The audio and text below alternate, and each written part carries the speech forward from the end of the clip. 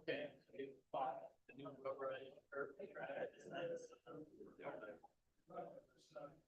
I think you can say that.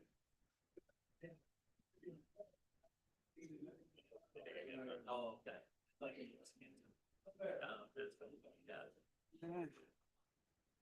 There's probably a setting where it does auto updates. We'll be fine. I don't need to move. It's young, you're all in the Mine end. over if you need it. Tonight. We're just. We're on regular basis, so I'm hoping that I will fall off again and maybe they. Yeah, but- You know. We're one way to, get rid of folks for another F around. I'll be shooting this. Oh. Gotta jump to the tree.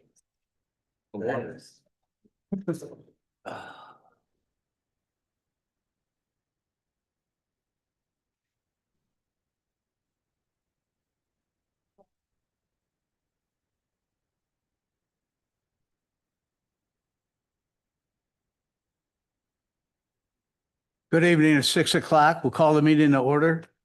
Abby, are you taking the roll? Sure. Commissioner Aplikowski, Here. Commissioner Goodwin, Present. Commissioner Steeler, Here. Commissioner Young, Here.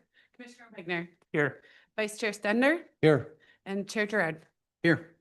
We're asking for Abel, please stand and join us for the Pledge of Allegiance. Pledge allegiance to the flag of the United States. To the republic and one nation under God, indivisible, liberty and justice.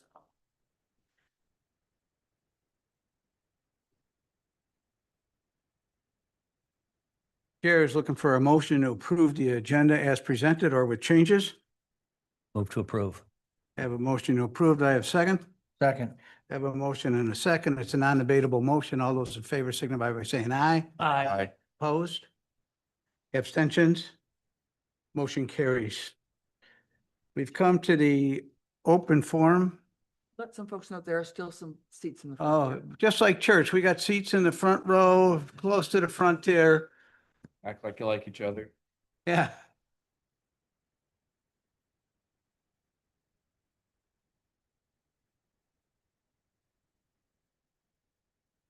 Thank you. We've come to the open forum part of the meeting. This is where we ask anyone in the audience that would like to come up and spend a couple of minutes giving their thoughts on any issue. We'd be happy to hear from them. I have a list that we will start with that goes down in order. Once we have been through the list, if anyone else wishes to talk, you will welcome you up to the podium. And when you finish, please sign this sheet when you're done. So with that, you do need to come up and state your name and address for the record and spend just a couple minutes. I've got a lot of people here and I don't think we want to be here till tomorrow, but we're interested in what you have to say. So I have Daniel Budke, and I apologize in advance for all the names I massacred tonight. At 4926 210th, sir. And start, you can state your name and address for the record. Daniel Budke, 4926 210th Street North, Forest Lake, Minnesota, 55025. Part of the Southside Clear Lake neighborhood. I guess we're just all here, I would assume, to try to object to the building of this multi-tenant housing unit, which none of us are really looking forward to. I wanted to bring up two quick points. I don't want to be here all night, and I'm not going to lecture for long. My two quick points are this. Number one is simply that it's going to directly hinder or possibly destroy the already deteriorating water quality of our lake. And it's all over, well documented, the Minnesota DNR website. Really quick couple things. I got this off Minnesota Pollution Control Agency this morning, that the mercury and PFOs and the PFOS in the lake are already extremely high and unsafe. We're only allowed to have one serving of fish now per month safely. That's what's recommended. And in fact, they even said, and I have right here, that, let's see, all species are contaminated. Do not eat all sizes. And it says PFOS and mercury is also involved per the Minnesota Pollution Control Agency. Obviously, runoff from this facility would greatly hinder the health of the lake. The marshland that would be filled in to build this complex can't be simply moved somewhere else because it's directly located between Highway 97 and the lake.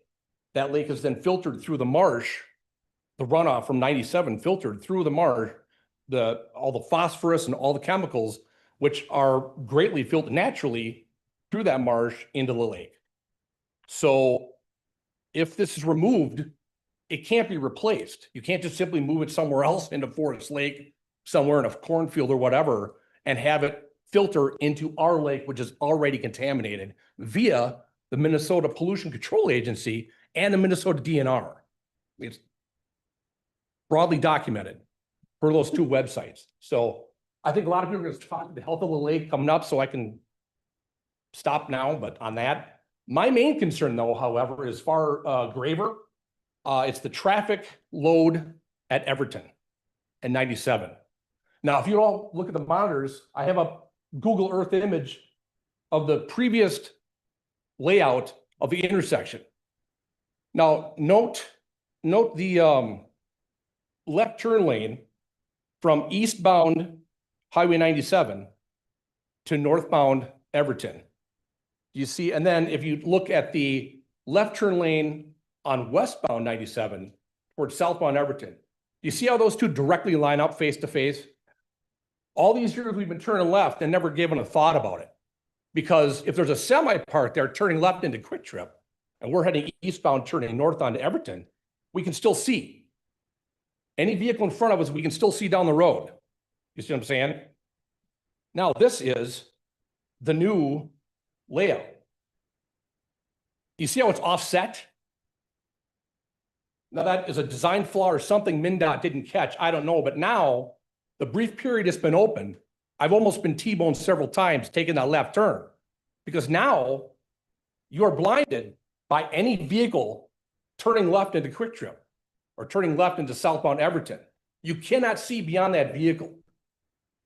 And especially if it's a large truck, a box truck, a bus, a semi, anything larger than a standard small car. And even then, you're hindered. It's an incredibly dangerous situation already. And now you want to pile 228, possibly 500 residents, 228 apartments, 500 residents piled in there, probably with multiple, all with cars, and they're all going to be piling in, taking that left turn during rush hour in the afternoons when people are doing 60 miles an hour, 70 miles an hour down this road. And at 60 miles an hour, a car travels 105 feet in 1 second at 60 miles an hour. There's no way you're going to see those cars coming.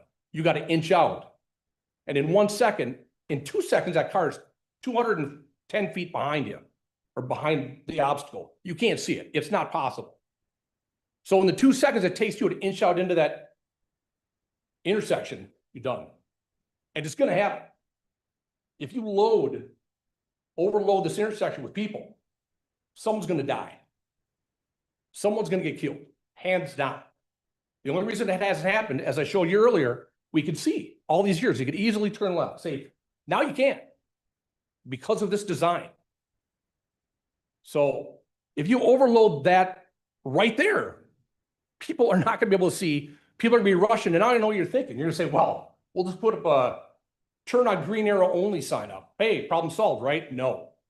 It makes it just as dangerous in a different way. Then what happens is they shortened the left turn lane now. So this new design is shorter.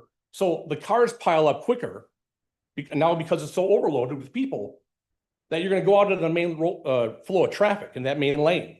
And we all know it's all backed up almost all the way to the light several times, all the way to the light in Columbus. So now people are going to get frustrated and they're going to jam out onto the shoulder saying, well, I'm going right. I'm going to turn into Quick Trip anyway. I don't need to wait in this. And someone else can have the same idea and they're going to hit. Someone's going to get rear-ended, or God forbid, someone's going to go up on the pedestrian path and hit somebody on a bike or walking, an elderly couple taking a walk, a baby in a stroller, who knows? It's going to happen. And these cars are not doing 60, they're doing 70. So I'm just telling you, this is an incredibly dangerous situation. Left turn on Green Arrow isn't gonna solve the problem by any stretch of the imagination. It doesn't matter, and that traffic is gonna pile all the way back up to the highway almost. Every single rush hour, every single day, especially on Friday afternoons when everyone's jamming to the cabin. So this creates an incredibly dangerous situation, and someone's gonna be killed. So your decision here today is immense. Someone's life in this room probably depends on it. And statistically speaking, it does. So don't make the wrong choice. I'm telling you, this can't go through. Move it somewhere. I'm not saying don't build the thing.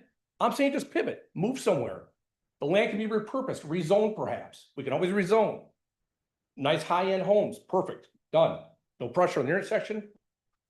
No pressure on the resources, really. So that's what I want to say. Thank you for your comments.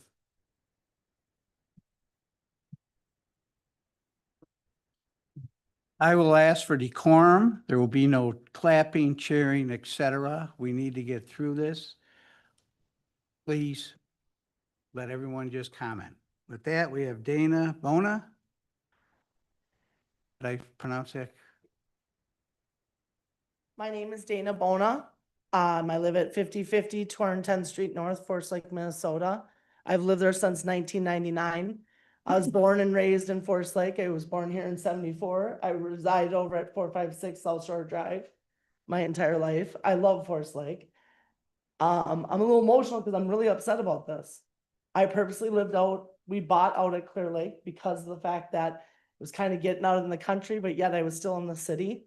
The lake was small. It wasn't overcrowded like I grew up on Forest Lake where we couldn't water ski and tube. The lake was a clean lake, no weeds, none of the other crap going on.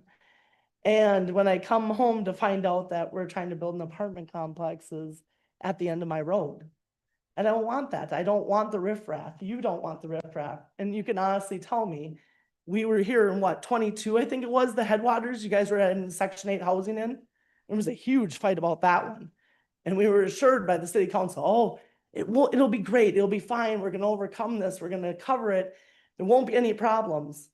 And the following year, the Forest Lake Times wrote that over 50% of our police force calls were being sent to that Section 8 housing. So the rest of Forest Lake, we get the other 50% of the police, and now we're going to add more housing over here that's apartments. And I know right now you're all like, oh, it's just apartments, guys. Don't worry. It's not just apartments. Our city has one of the highest of rental. We're at 23 to 25%, depending on the month and the non-occupancy. That's a high amount of rental already. And for our police force and our fire departments and things like that to have to cover that entire area. And we were talking, what, 21, you guys were trying to dismantle our police department. I mean, what are we gonna do? Just let them run amok? And the next thing that's gonna happen is, oh, this apartment buildings are no longer for just apartment buildings. They're gonna be Section 8 because now the city can get more money off of that. I don't want that. I don't want the riffraff coming down and burglarizing my cars, which I hear our friends on the south side or on the north side have a problem from the Section 8 housing wandering into their neighborhoods and riffraffing. They have to make sure their cars are locked. I don't have to make sure my car's locked. My cars are left unlocked right now. Hell, my front door is unlocked right now. I know every person around my lake that's sitting here today. We go out, we pontoon tie up, we do things together. We're all really tight. We don't want this apartment complex here. This apartment complex is going to bring the crowd that we don't want Forest Lake to be erected. This is a town where your kids can walk the streets. Now we have drugs that we have to worry about. There's talk that the police are having to watch Loves because they're a traffic jam for drug drive. The mules drop off the drugs there and the rest run up to Duluth. I mean, this is just getting worse. What are we going to do? This is our foot. We're putting it down. I will tell you this. Our neighborhood is this strong and this tight. We've already started interviewing attorneys. I am aware by 2 different attorneys. There are precedents in the state of Minnesota where personal parties hired attorneys and sued the city to stop them from doing something like this. And if that's what we have to go to, we have to go to, but they did win. The city actually were sued for the devaluement of those properties. This apartment building will devalue my property, every one of my neighbors' properties, because now you have to constantly have the police out there.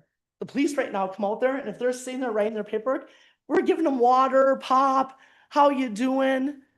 That isn't why they're gonna be there in the future. They're gonna be there because somebody's stuff got broken into, stuff got wrecked. I don't want that. That's not what I want to be. I don't want to be in the Forest Lake Times because our block got vandalized. Do you guys want it in your houses? Do you want me to build an apartment building right down in your neighborhood? I can honestly say I know each and every one of you don't want that. So I'm begging you, please, think about if this was your neighborhood. And I was the one, some developer saying, hey, I'll give you some money. I can make your life real easy. I can make you guys meet budget. There's other ways to meet budgets for the city than doing this to us. Because once it starts with us, we're just the first pipeline of the city going to hell. And I don't want it to be. And there are towns out there that have said, we're not gonna have this. We need to be that town. We need to say, we've done this, that area's done, we're not doing it anymore. It will kill our neighborhood. You will kill the south side of the lake. I'm begging you, please think about that and take care of us in that tune. Thank you. Thank you. Kathy Rodvo? Correct on that. I live on the South Shore on 4946 210th Street. And I'm going to build a little bit on what Dan had to say. It's bad enough with what's going to happen with the traffic jam at 97 and Everton. What about all these people that are going to be able to go in and out off of Everton? That's a small little road, and a few houses down from there, it goes onto a dirt road. There's no way it's going to be able to handle the kind of traffic that's going to want to come in and out of there. That right now, that community, the kids can bike ride, they can walk, you can walk your baby, you can talk to your neighbors. It's a quiet, small community. It's a quiet, small lake. And this is a small area of land off the southwest corner of our lake that will destroy what a wonderful place this is. You know, right now we're safe, and we're not going to be safe if you put that in. It's just the way it is. There's just no possible way that that will happen. I understand progress has to be made, maybe some building done, but do you have to come on and off of Everton? Can you go out to the frontage road? Can you make bigger access off of 97? Something where you're not going to pull all that traffic in our neighborhood. And with the construction that's gone on Highway 97, when they did the part by Quick Trip, well, people don't think they have to go around our neighborhood. They come on Falcon and they come flying down 210th until they see, ooh, we can't get out back onto 97. And now that that part of 97 is open and it's closed by Falcon, every day there's somebody that comes down Everton, comes flying down 210th until they see they can't go out. Well, people aren't going to want to wait at that intersection, and they're not going to, that's only right-hand turns in and out of 97. The way in and out of that area is going to be off of Everton, the majority of the traffic, and that is going to put all of us at huge risk. So my neighbors all have something else to say. I beg you, do not do this. Thank you for your comments. Rob Olson? Good evening, members of the Planning Commission. My name is Rob Olson. I live at 21700 Fondant Avenue, along with my wife Ginger. I'm like a lot of people. I mean, we live on the lake on the northeast side. I guess a couple things when we received everything. From what I could understand, there hasn't been an informal environmental impact review of this. There sounds like there maybe hasn't been a traffic study like the gentleman had talked about. I drove over there before this with my neighbor and looked at it because we were kind of wondering, where is this anyways? And, you know, Everton, and then we drove down the little private dirt road, I guess, that we probably shouldn't have gone on. And it seems like you're shoehorning quite a bit into an area that has a lot of lowlands. So the concern I have is the effect upon the lake, you know, the runoff to the lake, and is there going to be the same filtering? And so I would ask that the Planning Commission would insist on further environmental studies to look at it. Because, I, like everybody, I have concern for the quality of the water in that lake. I'm not excited about the fact that we can't eat the fish we used to, but I know that has nothing to do with this complex. But it is going to have 480 cars. I was kind of astounded by that, you're talking a pretty decent sized apartment complex. And that's a lot of vehicles, a lot of runoff. how is that going to be taken care of so it doesn't go into the lake? Also, as the gentleman said about the traffic, I think there really does need to be a traffic study or something done to Everton because, you know, when I first heard Everton, I said, oh yeah, Everton, that's a big road. But then when you turn right, it's not a very big road. When you turn to the north, when I say right. So I'd ask that that also be considered by the county, the highway engineers, whoever with the city that does that type of stuff. So just instead of, I don't believe that this is the stage in the process where anybody's got an application for actually approval. This is more just a information type meeting unless I'm wrong. But to that extent, I'd ask that any approvals be subject to further environmental studies and further traffic studies. Thank you. Ian, shortly, I've heard a few people. and your name, ma'am?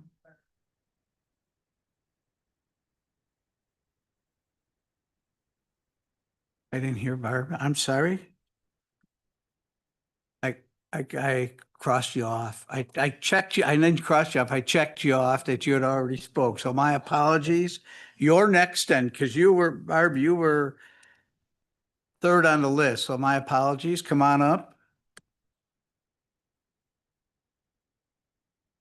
I'm Barb Benassi, and I live on 4864 210th Street. And for those of you who don't know the area, it's, you know, everybody's talking Everton, but when you take a right, all those homes are on 210th Street. And we all know how people just race on that street. And it's not even it really, I don't think is legally a street because I think it was probably a dirt road that they put pavement on when people started living there. Because there's no curbing, there's no sidewalks. The street is not wide enough for hardly two cars to pass. And because it's such a peaceful, quiet little neighborhood, people walk their dogs on the street, little kids ride their bikes on the street. People go side by side talking while they're walking because there's room on the street. And we just don't have that kind of traffic. And it was mentioned that people will come in from Falcon, and you know darn well they will because they don't want to deal with the street light at Everton. They'll come in on Falcon, go zipping down 210th, go take a left and go right into this new development. And so that's my concern. Well, another concern is the quality of the lake. And I don't know if people realize this, but that lake is 28 feet deep. White Bear Lake is 83 feet deep. Bone Lake, smaller than Clear Lake, is deeper than Clear Lake. And so right now there's about 150 to 180 residents on Clear Lake. And, you know, when you say 240 units, that's easily spouse, kids. We're talking maybe 500 more people. Now, is that possible that you can say that this little community can sustain that? The other thing is that really when you think about it, so those people live in an apartment building, they buy a jet ski, they buy a speedboat. All they have to do is go around to the little public access, and those people are going to be zipping all over our lake, 28 feet deep. You're ruining the bottom of that lake. You're sending all the weeds and everything, tearing up all the weeds and everything. And are those people paying $6,000-7,000 to live there in taxes? Hell no, they're not. And so, you know, we as the payers I'm trying to think of the word and I can't, but we've got skin in the game. You know, we take care of that lake. And right now as Dan mentioned, it's already really high, and it is on the state's impaired lake because it's so full of pollution already. And we can't add that many more people. And especially with such easy access to buy a jet ski, just go to the boat landing and put it in, you know, it's not fair to the rest of us. It's not that big of a lake. This lake is 429 acres. White Bear Lake is 2,400 acres. You know, they just can't bring speedboats. And our lake is a little pontoon, fishing boats, you know, a couple people have jet skis, couple have speedboats, but it's not the zip, zip, zip, zip, zip. You know, it can't handle it. And the other thing I want to mention, which I think is extremely important, is that this area used to be was an Indian burial ground. And this is a direct quote. It said, "The immediate surrounding region is deeply significant and rich in indigenous history. Located just west of Forest Lake, this area contains some of the oldest known Native American burial mounds in Minnesota." Now, did any of you know that? But that should give you a little food for thought, that they should not be putting in that big complex in there. Thank you. You.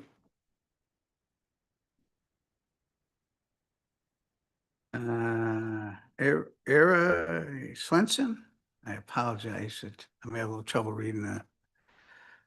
4839 217th.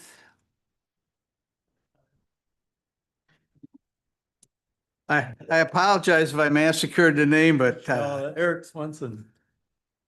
you know, we don't need to know cursive anymore, just so you know. Yeah, so, a lot of what I would say has already been said. You know, the lake is, we have a really strong lake association. They do a great job. We have been working with the DNR and the University of Minnesota and Rice Creek to improve it. We currently are running some tests on planting native species in the lake and things like that. One of the things with the access to the lake is I was over there this morning just kind of checking it out, and there's 250 feet of lily pads to get to that access currently, and those would have to be cleared out in order to make any kind of access to that 37 or 40 feet to get to our lake that they currently have. So that's a concern I have of ripping out a bunch of lily pads. I know it's legal through the DNR in certain ways and things like that, buying permits and whatever. But that's ruining a lot of our native species of that lake. The other concern I have is at the end of that 240 feet, the lake level is about 40 inches.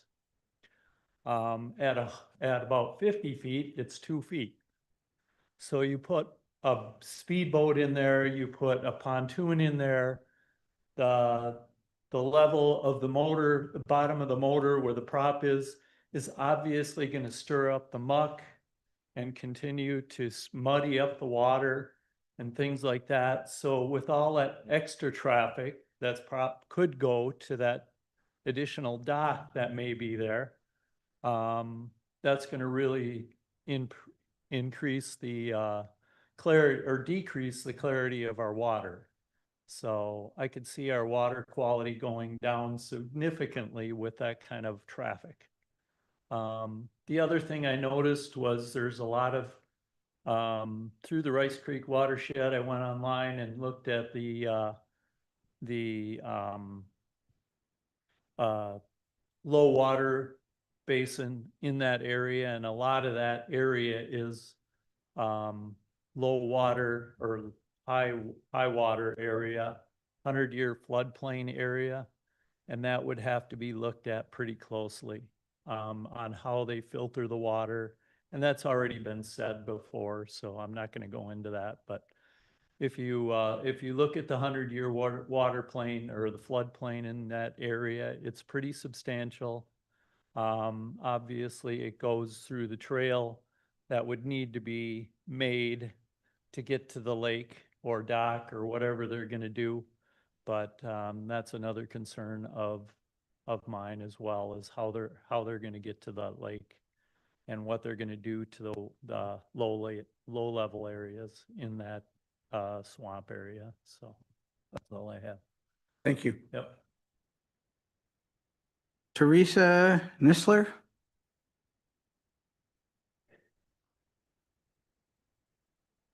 Yeah, shut the laptop? Yes. Is it? Just so I have somewhere to set. Good evening, Planning Commission Chair, Commissioners, and Commissioner Vice Chair. My name's Teresa Nischler, and I reside at 21045 Everton Avenue North. My spouse and I have owned this property since 2000, over 25 years. We believe in your website slogan, Forest Lake, as good as it sounds, is the primary reason we purchased the property on Clear Lake and across the street from forest, wetlands, and wildlife management areas containing abundant wildlife, protected eagles, and the diversity of plants that come with such a beautiful, serene environment. We are here tonight after submitting our concerns, which should have been included in your packet. So I hope you've read it. If you haven't, please read those comments. My neighbors have done a great job bringing up lots of wonderful points about why this is a negative impact to not only our community, but Forest Lake overall. We are here to request that the Planning Commission, little different take on the comments I submitted, that you actually abide by the stated vision and goals of your existing 2040 comprehensive plan. The vision statement, and I'm paraphrasing, the city of Forest Lake is known for its natural resources and outdoor recreation. The city's overall vision is to serve as a regional hub while maintaining its natural resources and providing a range of recreational opportunities. As development is proposed, the emphasis will be, again, the protection of natural resources. That has been highlighted numerous times tonight. Your number one goal is protect natural resources. There is absolutely nothing about this concept plan that is going to protect the natural resources of this area. I can tell you, as another gentleman stated, that the Clear Lake Association has worked diligently to not only protect, but also provide access through our public boat landing, education on invasive species, and investing large financial resources along with our critical partners to add a fishing pier. We're working on access. We try to make sure that the public has access to the resources. This concept plan being presented is replicating what we're already providing. It's attempting to add a 6-slip boat marina in an extremely shallow vegetation-filled area of the lake, and a complete disregard for protecting this natural resource by adding a boardwalk connecting the development to the proposed marina. Because as the applicant, Stephen Cavan, said, I thought it'd be a nice amenity. Well, I can tell you this is not a nice amenity for any of the people in this room. We are not seeing any of this as an amenity. I'm aware of this commission's discussions in March of this year, beginning to scope the 2050 comprehensive plan. And I just ask you to abide by what you've already said you want to do. And this project does none of it. Forest Lake's current community designation is emerging suburban edge. The planning challenges for this designation require innovative planning to ensure sustainable development and needs to address infrastructure and environmental concerns. Again, this concept plan does neither of those. The concept plan being presented tonight does not address the lack of infrastructure by funneling, as others have stated, close to 500 vehicles down a small residential road that was not designed for that level of activity, nor is the newly finished Highway 97 construction. This concept plan as presented would completely waste the taxpayer dollars that went into the redesign of 97, and it would also require rework and additional construction on Everton Avenue North that was just finished. We respectfully request that this Planning Commission recommend 3 things, because I know you don't make decisions yourself, you're making recommendations. We ask that you recommend to your decision makers, the full council, eliminate the boardwalk, eliminate the boat marina, and eliminate any entrance or exits off of Everton Avenue North. You've heard that over and over and over again. Everton cannot handle this kind of traffic. There's plenty of open land in Forest Lake for this type of multifamily development. This property is not the place to put this development. Absolutely not. There's lots of other concerns. People have talked about erosion. People have talked about the runoff. Many of us are on private wells. There's already concern about the impact, not only of spring flooding, but of the impact of the wells. This development is going to just exasperate the problems we've been dealing with, and we've all dealt with them in this community together. We've worked together on so many things. And we care about each other. And we want to keep our neighborhood as it is, a lovely, serene place to live in peace. Thank you. Thank you. Dina Smith.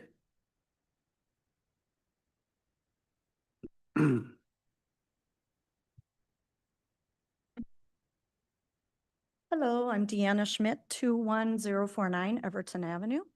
The home is located at the beginning part of the dead-end street on the south side of the lake. The homes directly across from us abut up to the proposed apartment building. As I stated in the email I sent to you yesterday, I have worked in the apartment business management for 40 years. So I want to be clear that I am not opposed to the building of apartments. Apartment buildings are very important for housing in communities.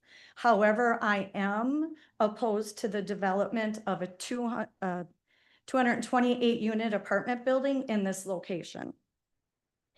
Many Clear Lake residents have made substantial investments in their homes and properties, accepting higher property taxes in exchange for unique character, natural beauty, and residential settings that lakefront living provides. With that investment comes a reasonable expectation that we would not suddenly find multiple large 3-story apartment buildings directly behind our homes and in our backyards. We also have the expectation that the city will protect our property values and our right to the peaceful enjoyment of the property we have invested in. While many residents and I would prefer that no development occur on this site, I understand that growth and change are inevitable.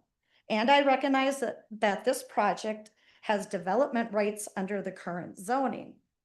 I respectfully submit that the commission's role extends beyond determining whether a project is legally permissible.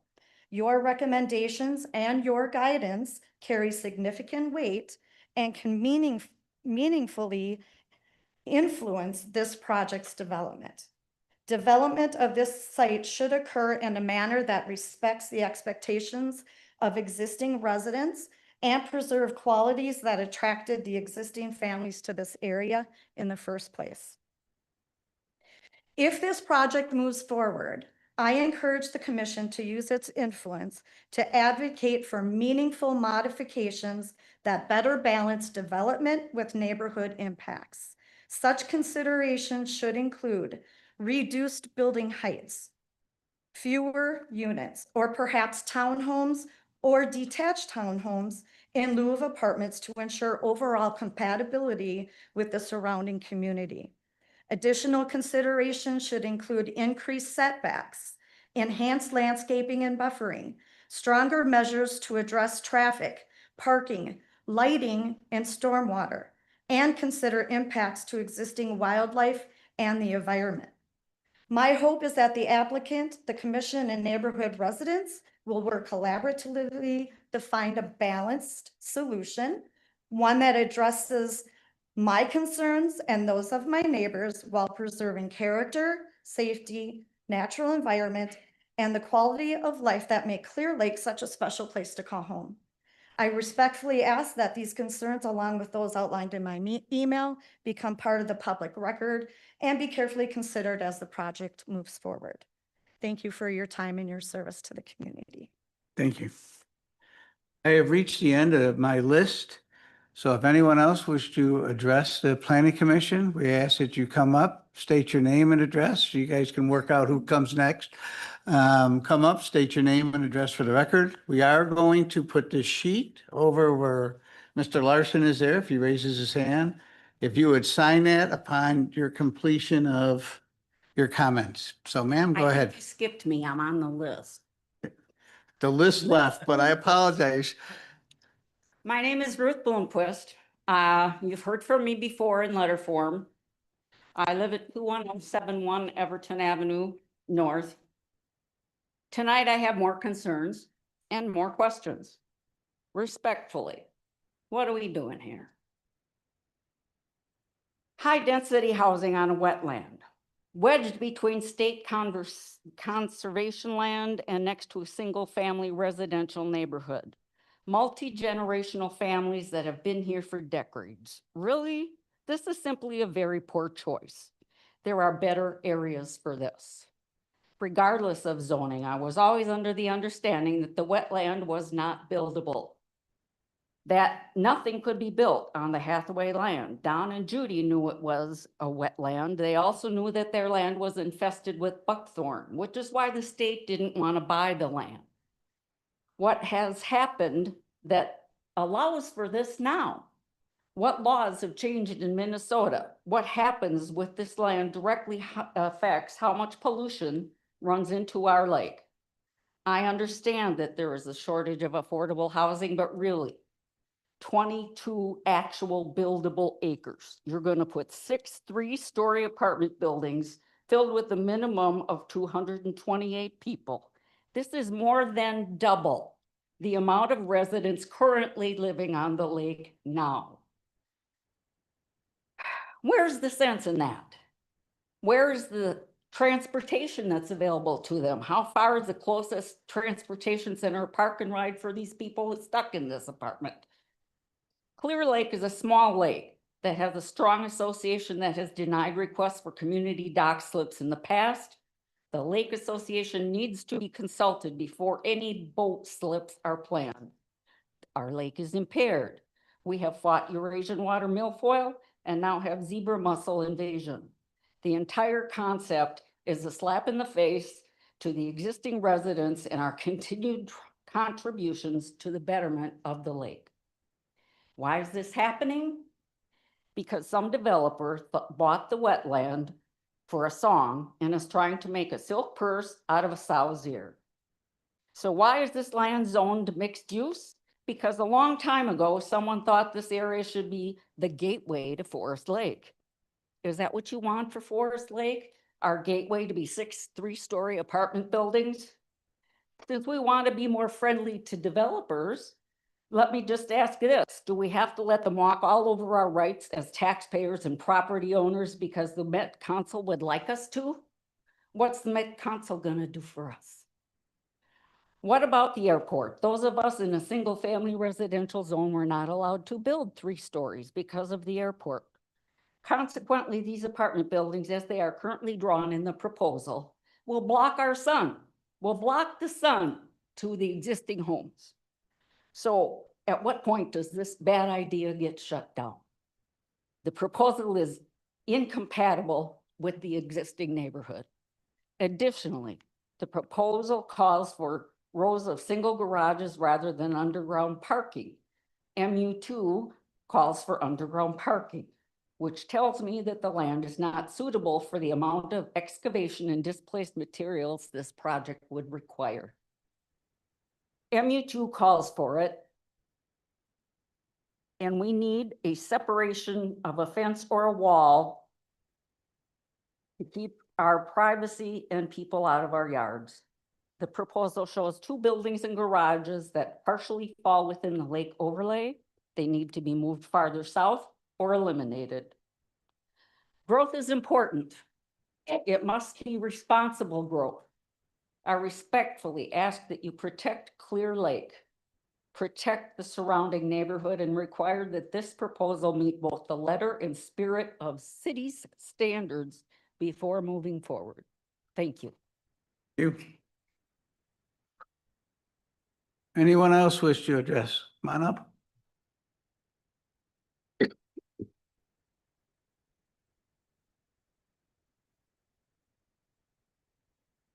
My name is Jody Dane. I live at 21191 Everton Avenue on the south side of the lake. I wasn't going to speak, but I have been standing in the back watching and listening, and I can't stay silent.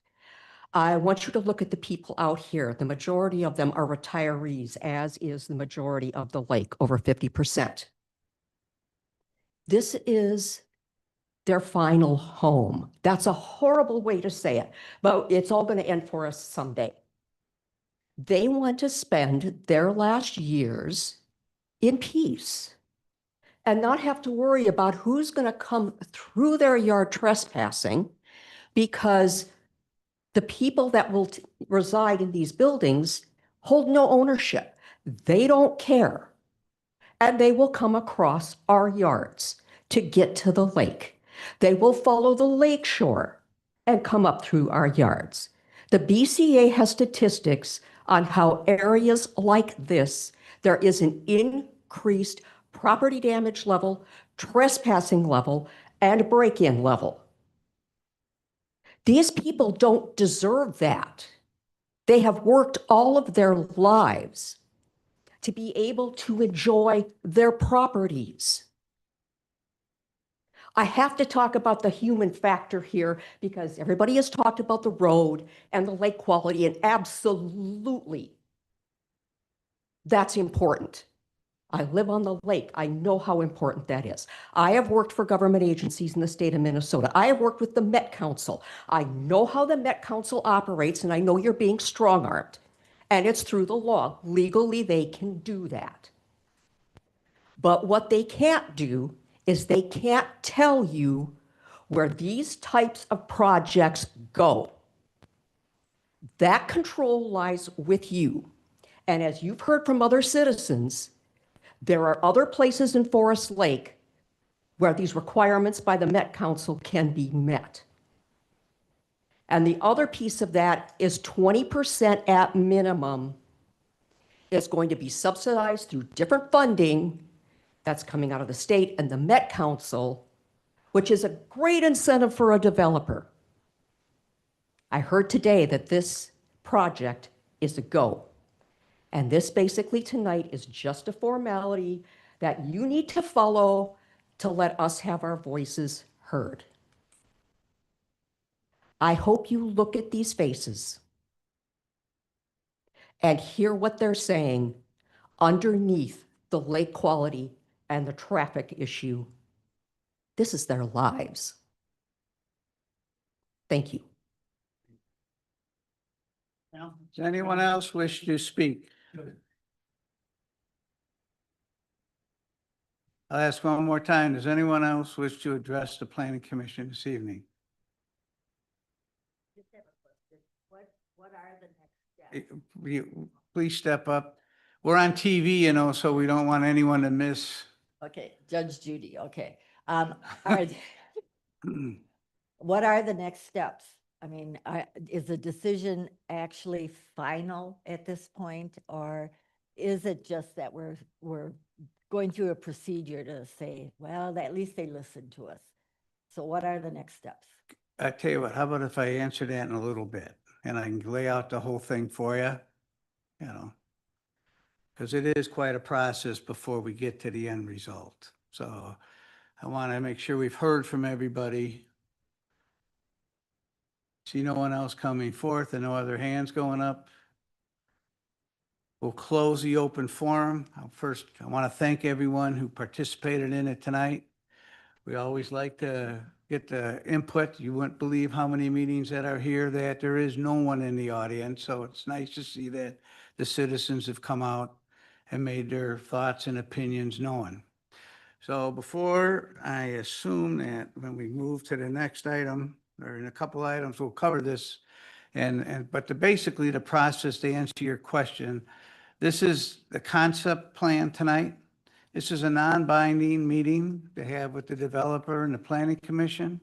Purpose of which is for the developer to get input on what we like and dislike about this. And then when the developer comes back with a formal application or the preliminary, is when they'll have locked it down what they want to do. The expectation is they take our comments tonight into consideration. Once the preliminary plat is, if it moves forward and it gets approved, which this approval would come through the council. So it comes to us and we would make a recommendation. Then it'll be at a final, and the final should line up with what's actually, will line up with what actually is going to be built. So that'll take care of all of the, that'll take care of all of the changes that need to be made. Typically in that case, there's some adjustments that they have to make once all of the wetlands have been delineated, all of the distances are known, all the parking spots may have lost some stuff. All of that would be in the final, all the engineering that's required for the sewer, the water runoff. What else did I miss? All of that kind of stuff would be in the final then. So this is, like I say, a non-binding. If the applicant decides to move forward with this project, it'll come before us again as the preliminary, and that'll be a public hearing also, right during that time instead of the open forum. So that's what would happen next. Abby, have I misspoke? No, just to clarify though, this is the first step in the process, a concept plan. There'll be two other process applications, the preliminary plat and the final plat. Each of those could take up to 120 days apiece. So just know that this is the start of a pretty long process that we go through with all land development projects. Thank you. So with that, we'll move to item number 6, the consent agenda. Chair is looking for a motion to approve the consent agenda as presented, which is approve the minutes from the regular meeting of June 24, 2026. Do I have a motion? So moved. Do I have a motion and a second? Any discussion? I will be abstaining since I was absent. So with that, no other comments. All those in favor signify by saying aye. Aye. Opposed? Abstentions? Yes. Aye. 2 abstentions. I wasn't here, right? Was I here? Hold on a second. I think you were here. I don't think I was. I was on In the minutes. vacation. Actually, you were marked present in the minutes. We're here. That wasn't the one that you missed. It'll pass with or without you. You could still abstain. I'll still abstain because I wasn't here. I was in Wisconsin. I know where I was. All righty, that's good. So we'll move to our regular agenda item 7, which is the Clear Lake Apartments. PIN 19.032.21.21.0014. Steve Havan, I apologize if I'm wrong. Applicant, it's a concept plan review, case file number PZ 26-1431, and this is an advisory review. The way this will work is that I believe, Stephen, you're going to give a presentation. He'll tell us the application as he understands it. The planning commission will then ask questions of the city. Once all of those have been answered, we'll ask the applicant to come up and answer any questions. He's probably got a pad full of them, or she, I think it's the gentleman sitting here. As probably have some answers for us. Once we have all that, we will have a discussion amongst the planning commission and the applicant and the city to give further direction. So with that, I believe, Stephen, you're giving a presentation. Sorry, it's the only time I get to order my boss around. So I think we have had a lot of comments on this, and it's all been very civil and appreciative, and I really appreciate everybody coming out tonight, especially the full house. As Chair Gerard said, it's not often we have a full house and we have to pull chairs out, so it's a good situation. And at the very least, at least we brought this neighborhood together. So let me begin. Yeah, true. I stand corrected. Yeah. So tonight we are reviewing the Clear Lake Apartments concept plan. This is an early non-binding review as it's been discussed. The applicant is not asking for approval tonight, and the planning commission is not being asked to approve or deny the project. The purpose of tonight's discussion is to provide early non-binding feedback before a formal preliminary plat and plan unit development application is submitted. That feedback is helpful because this site has several issues to better understand, including access, stormwater, utilities, shoreland rules, wetlands, nearby homes, and its location near Clear Lake. We have also received significant public comment. Many of those comments raise planning questions about traffic, lake access, stormwater, groundwater, environmental review, construction impacts, and neighborhood compatibility. Tonight's review is not intended to resolve every one of those issues. The purpose is to identify them clearly so the applicant understands what the city reviewing agencies, planning commission, and public would like to see considered in an updated plan. So the main question tonight is not, is this project approved? It is, what would be helpful for the applicant to understand before submitting a formal application? With that purpose in mind, I'll start with a quick overview of what's being proposed. The concept plan shows a proposed 228 unit apartment development southwest of Clear Lake. The plan includes 6 apartment buildings, each 3 stories tall with 38 units in each building. Because the full concept plan is difficult to read at this slide size, I've added colored dots to help provide context for the main parts of the site layout. These dots are not intended to replace the full plan. They're just a visual guide for the presentation. The apartment buildings are identified with blue dots. The primary vehicle access is identified with a pink dot, and the possible secondary vehicle access is identified with a magenta dot. The concept also includes parking areas and detached garages. With the garages identified by green dots on the plan, the playground is shown with a brown dot, the dog park with a peach dot, the boardwalk connection toward Clear Lake with an orange dot, and the proposed 6-slip community dock with a yellow dot.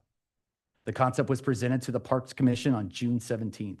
The Parks Commission recommended cash in lieu for any required park dedication rather than land dedication, because there does not appear to be a clear location for the site that would work well as a public neighborhood park.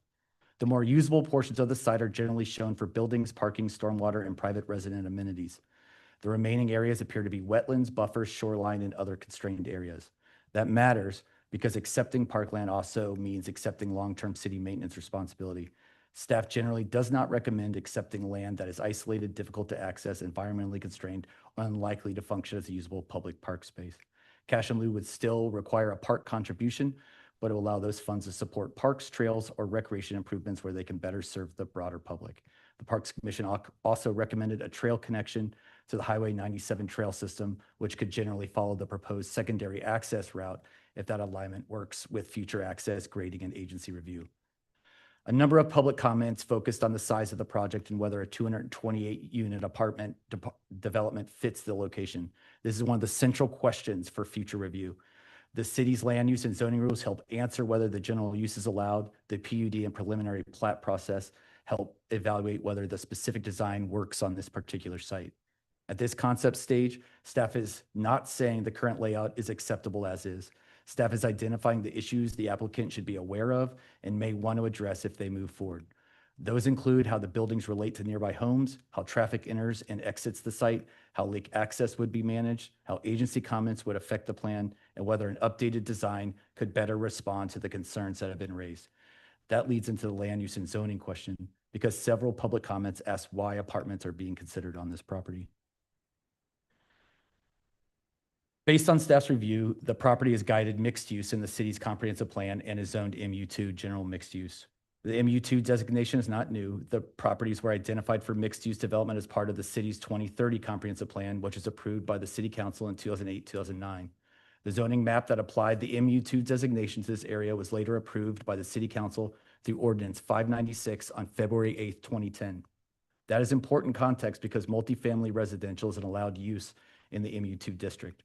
The district encourages a mix of uses, but does not require every individual project or building to include multiple uses. A residential apartment development is therefore not automatically inconsistent with MU2 zoning.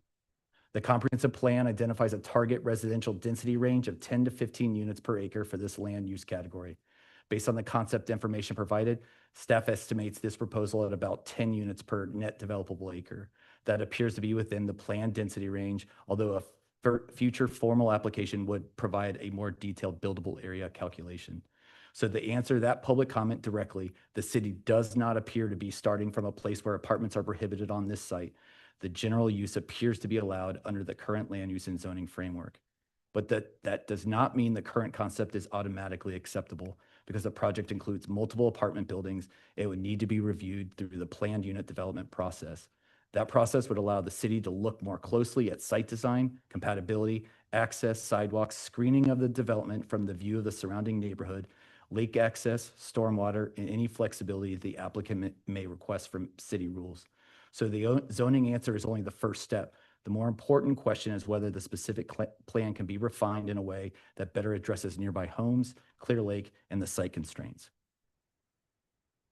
Traffic and access were among the most common public concerns residents raised Residents raised questions about Highway 97, local street traffic, pedestrian and bicycle safety, emergency response, school busing, and whether the surrounding road system can support this level of development.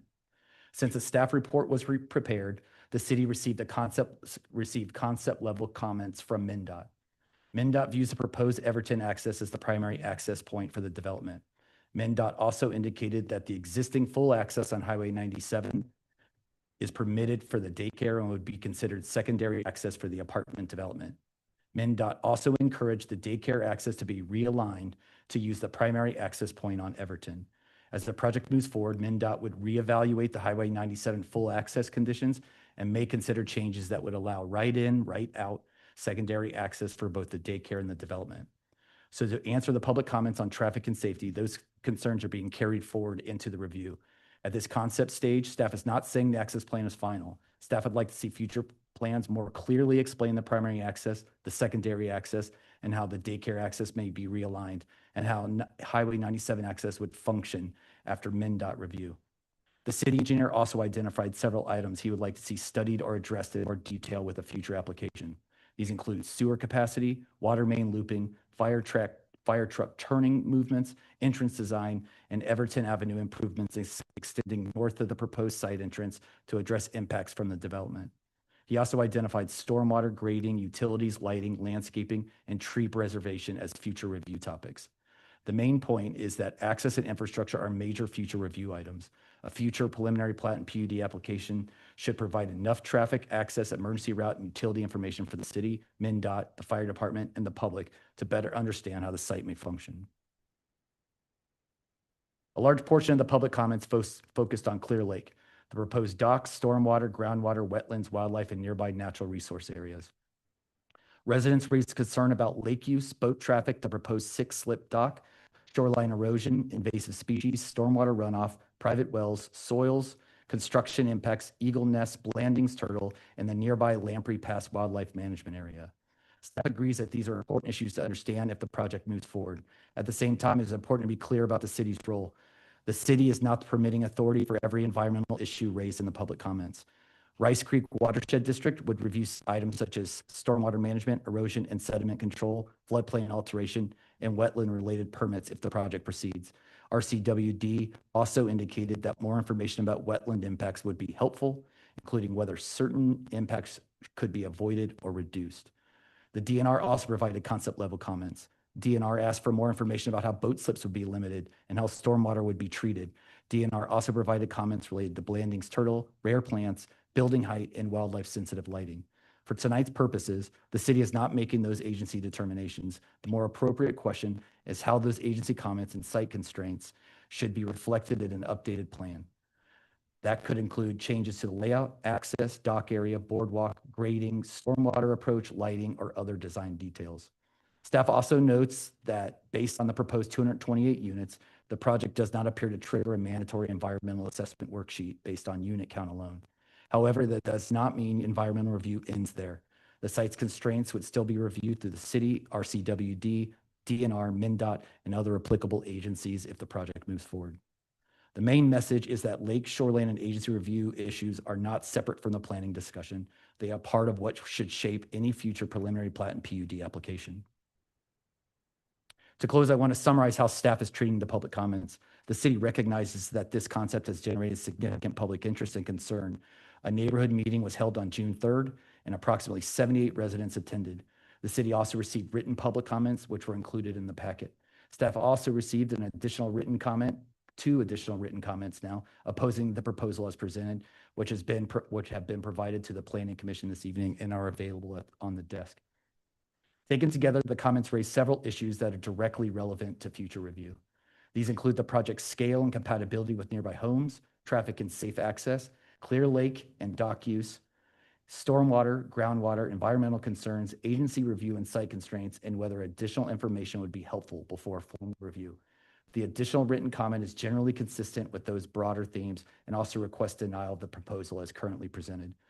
The graphic on this slide organizes those comments into the main themes staff heard: neighborhood fit, traffic and safe access, Clear Lake and dock use, agency review, and site constraints, and more information before review. Some questions can be addressed tonight. This is not an approval. The applicant does not have permission to build, and the planning commission is not being asked to approve or deny the project. Also, based on staff's review, the general multifamily use appears to be allowed under the current MU2 zoning and mixed-use land designation. Other questions cannot be fully answered from the concept plan alone. The current concept does not provide enough detail to fully evaluate traffic, access, lake access, stormwater, groundwater utilities, construction impacts, or final site compatibility. Some issues will also require review by other agencies, including MnDOT, RCWD, and DNR. This is why staff is asking for non-binding feedback tonight. The most helpful feedback is what the applicant should consider changing, studying, or explaining before submitting a formal preliminary plat and PUD application. Helpful feedback could include site design changes to explore, studies or explanations that would help, agency comments that should be reflected in the next plan, or issues the city council should understand when it provides its own concept feedback, which would be this coming Monday. Again, tonight is not the final decision point. The goal is to help the applicant understand the public concerns and planning issues that should be considered if this concept moves forward. The applicant is here this evening and is available to answer questions about the concept. Staff is also available to answer questions about the city's review process, zoning, land use, public comments, agency comments, and what would typically be reviewed at a preliminary plat and PUD stage. With that, staff would be happy to answer the questions, and the applicant is available as well. Commissioners, any question for staff? Susan? Is that the end of your presentation regarding the project? Yeah. Do we know the Highway 97 improvements were planned 10 to 12 years ago? Do we know what the design parameters for the Everton access to 97 were? In other words, when MnDOT designed that access, they looked at what they thought would be the maximum number of cars in and out. Do we know what those design parameters were, and does this fit within those design parameters? I can say that one of the things that the city engineers outlined, that the current Everton on north of 97 is not to standard for this. And one of the requirements that we would want to see in a preliminary plat is the potential update to that road into 97 to better address this additional, vehicle load. We do have an ordinance in the city that says that you cannot build something so high that it will prevent the adjoining properties from using solar or wind generation. Folks tonight are concerned about shading, the three-story buildings shading their properties. As this moves forward, we need to look and make sure that a three-story building adjacent would not violate our ordinance on solar. I think that's good feedback for the developer and what we should expect to see in the preliminary plat. A big piece of this is within the shoreland overlay. We not encourage building within the shoreline overlay. Most of the properties for folks tonight were put in before that was even a thing. And we're used to non-conforming uses. But our planning commission has tried to reduce the amount of non-conforming uses. How will staff be looking at the area that's within the shoreline overlay, which is quite frankly the Almost all of it, yeah. dwelling units? I think it would be the same as there's an impervious cap that we'd be looking at to make sure it was protected. And I think one of the feedbacks that we heard tonight is the potential inclusion of underground parking garage if this site is suitable to minimize some of those impacts. I think that is good feedback for the developer as well of what should be something we look at. One of my other concerns is one that our city typically does not consider ever. And that is from a geomorph point of view, these soils are awful. They're just bloody awful. And when we are going to be looking at building permit for these buildings, will the city be looking at structure needed to support these buildings in a highly plastic soil structure, and what kind of underlayment is going to be required, borings, et cetera. We all know what MnDOT had to go through, but I know that the stuff closer to the lake itself. And I think in the discussions that I've had with our city engineer on this subject, he's very cognizant of the potential buildability of the site and would be really focused on making sure and bringing in the right knowledge to make sure that what is being developed here met city or met code and what would be safe to be able to be developed there. And I want to say you're correct on your discussion of the type of soils that are there, and that the developer understands it too. And and that's just one of the kind of potential challenges with the site. You have buildings and a couple of multi-units that were built in areas that of similar soil structure. The developer goes away, the building owner changes, and later there are challenges and issues. We do not have a rental licensing ordinance, really. We will do that sort of thing. Folks can't come to us with mold issues, so our opportunity to prevent future problems is before it's built. Would the city, I understand the concern of the neighborhood with folks being able to walk through their backyards. Is fencing along the apartment property line, if it goes up, to prevent access to backyards, is that something that will be considered? I think the feedback that staff will be providing after discussion would be the potential redesign of the site around that north side to maximize screening. Ideally, it wouldn't be man-made. It would be utilizing woodlands to maintain that screening and minimize that access. Yeah. Looking at what's proposed, I'm not sure. Well, I want to say it's a concept. Right now, it's just shapes on a page. I understand that.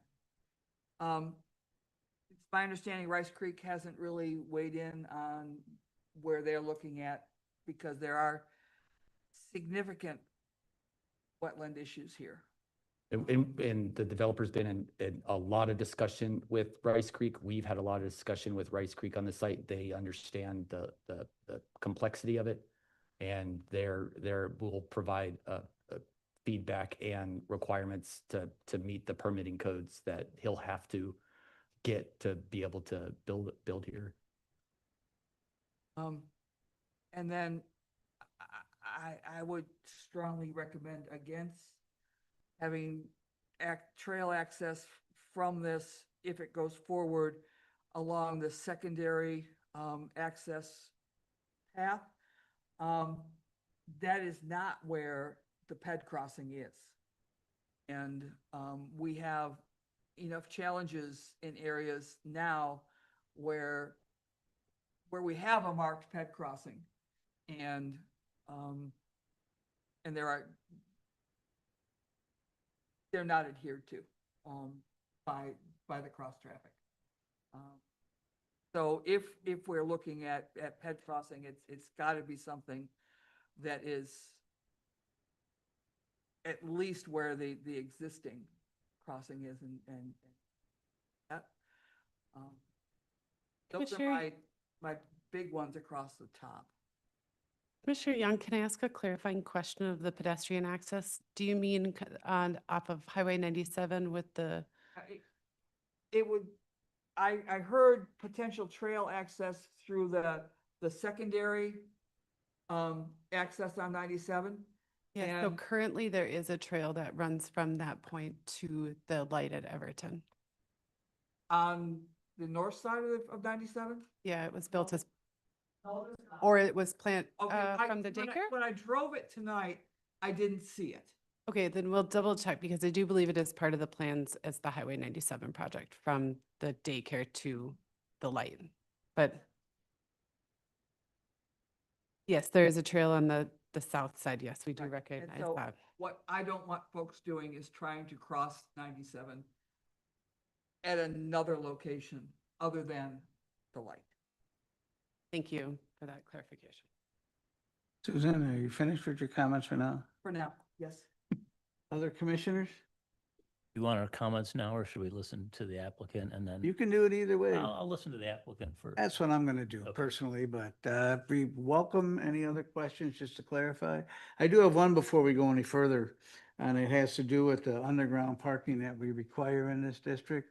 He's showing all garages. Are we thinking the water table's too high, so? Or it's just not aware that he needs to have underground? And I parking? think one of the things about that is it, obviously the code prescribes that through the PUD process could potentially be one of the flexibilities that come through that. But ideally, it would be find a way to minimize that impervious because that would be one of our main concerns. Other commissioners for the staff? I mean, I think Kenny? we're identifying that there's been a lot of mistakes made by different entities over the years that are all being compounded. And I don't think throwing more mistakes on top of it just because is a way to go. The first time I drove down the new 97, I said, what did they do? You know, it's like, are we in the middle of nowhere? They built this great big bridge with multiple lanes going across, all these extra turn lanes. And for some reason, when it hits Forest Lake, boom, one lane. And now we're going to pack a bunch of other houses into an area that I think this concept is pie in the sky. I don't think we're going to get anywhere near there, but it's going to be tried to be maximized to the point where, again, mistakes that were made long before I know I was here, and I'm sure other commissioners and staff were here. So I'm not trying to point fingers, but at some point, you do have the responsibility to not make more mistakes. I think I'm going into this.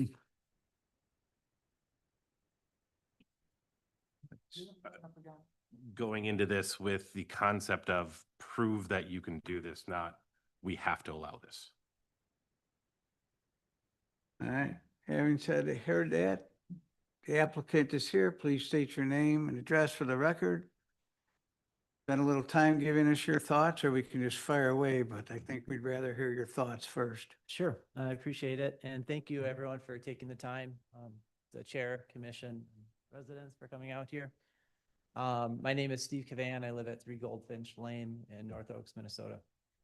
I also want to thank city staff for preparing a thorough report. Concept plan review process is a non-binding process, and they've done kind of above and beyond to identify issues and help think through the process, which I appreciate. That was the reason for the application, to get feedback. So it is very much appreciated. Let's see here. I had a larger amount, but given the interest of time, I'll kind of skip to a few points here. One thing I just want to point out, there have been 13 soil borings done on the site. And so we do have geotechnical work done on the site. Wetland delineations have also been done, as have rare plants studies. And when MnDOT was going through their design phase, they were well aware of the plans for the site. So although we have to go through the formal process and receive MnDOT's formal review, they at least were aware of what the site was zoned for and what the potential density was going into their construction. Let's see here.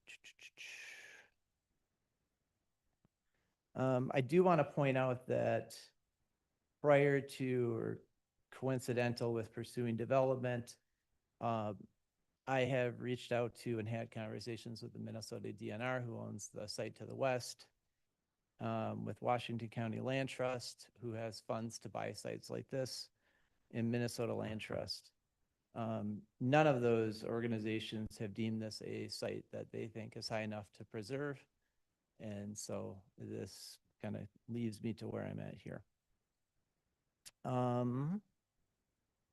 Let's see here.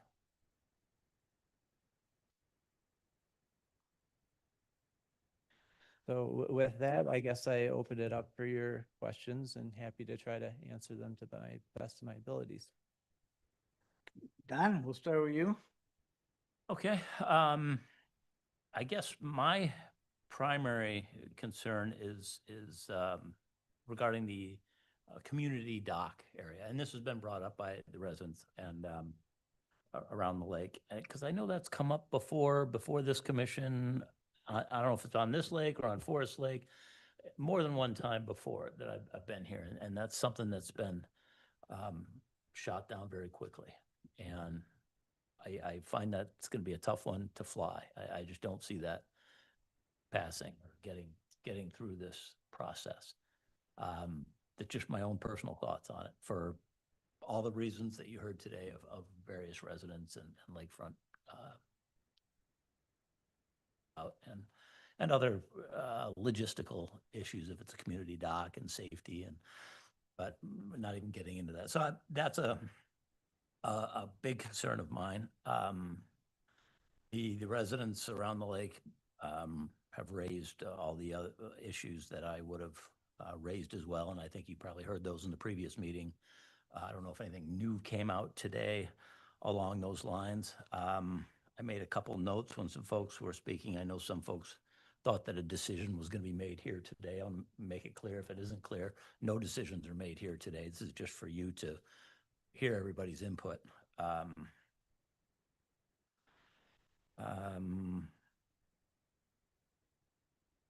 And there was a mention, Ruth mentioned something about not being able to construct 3 stories high due to the airport. That's actually something I had not heard before. So if the city can add that to the list under the site constraints or what have you, I was not aware of that, if that is a constraint. That's the first time I've heard it brought up.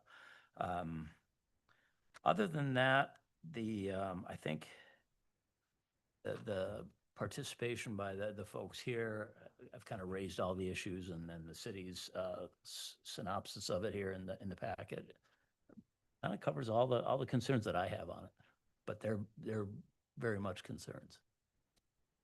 Thank you. Commissioner? I have a couple questions. What demographic are you going after with these apartments? Is there going to be higher end apartments, lower end, middle? It's too early. So at this point, and I should, if I step back, I am not an apartment builder.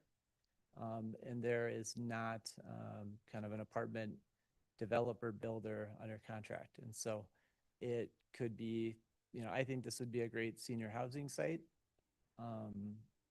I don't know where it will end up. This process helps potential apartment developers or builders to understand what the constraints are of the site, what the city's review process has been, so they can go through and design what is best for the site. And similarly, I have had a couple different groups look at the site in the past, and they have not wanted to do the boardwalk or the dock.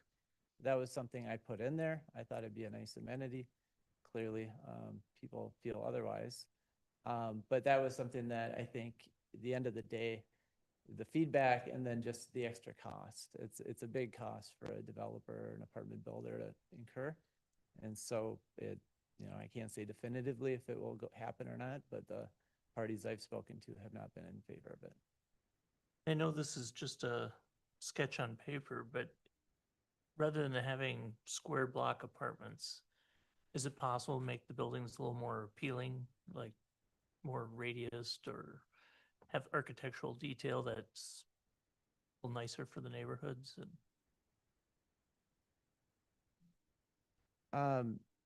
Without knowing what is going to be designed, it's hard to answer that.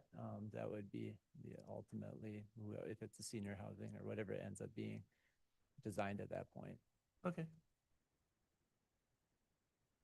Commissioners? One last thing. In a previous iteration with the city,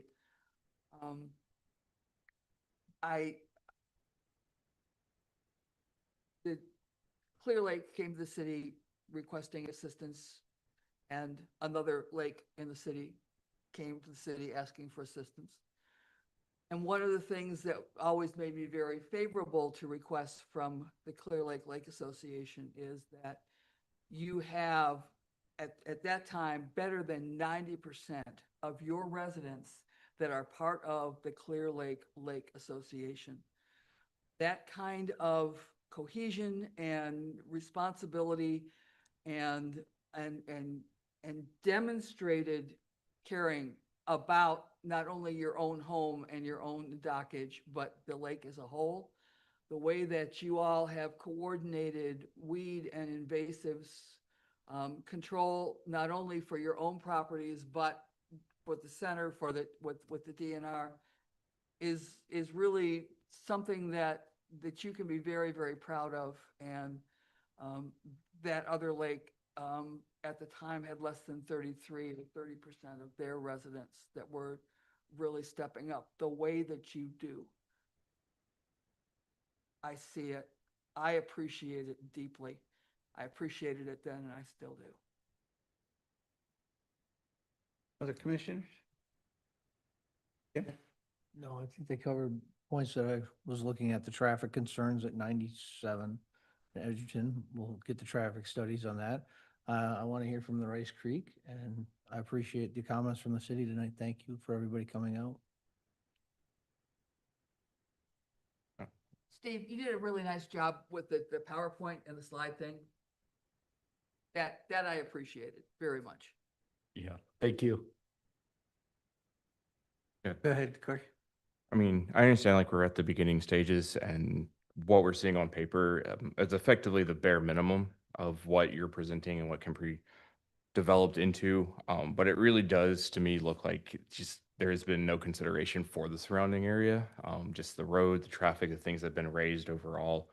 I think coming from somebody who grew up in the suburbs of a bigger city, traffic sucks when you start packing in more and more people. Accountability of people in that very dense area or very small area that's very dense sucks. So I think the concerns have been brought up. I don't want to just regurgitate them, but I think it's very much something to consider in terms of what you're putting into that area. It is not just that area. It is that whole street, that whole neighborhood, the entrance to Forest Lake. And I think it's not gonna hit the way it looks on paper, in personal opinion overall. Andy? Would this property have voting rights as part of the Lake Association? That might be more of a staff question.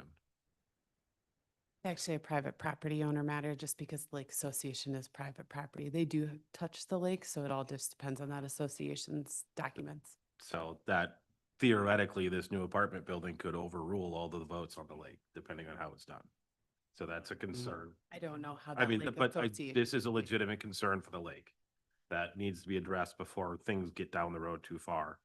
I think not having a partner for what this thing will really look like, I think is a red flag. I understand this is very preliminary.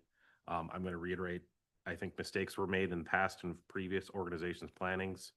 And I appreciate that other entities don't think that this is a wildlife area that matters, but the wildlife don't look at that line on a map and say, oh, gee, I can't go over there. We're seeing fencing put along 97 and 35 that accommodate to prevent turtles from crossing roads. I mean, that's a reality. The animals are going to go where they're going to go. And if you literally turn the entire area into impervious surface, that's not okay, in my opinion. That's not something that's balancing into our city the way we want. It's not that I'm against apartments. I used to do property management. But this area, in my opinion, was probably zoned the wrong way, and I don't think we should continue with the mistake. I do have one specific question for the map. It says swim area in a lot of it, several places. Stormwater management. Stormwater management. Okay. All right. You know what? I made the same mistake. Apologize. Yeah. You need your glasses, I- Andy. That explains a lot. That makes more sense. Thank you.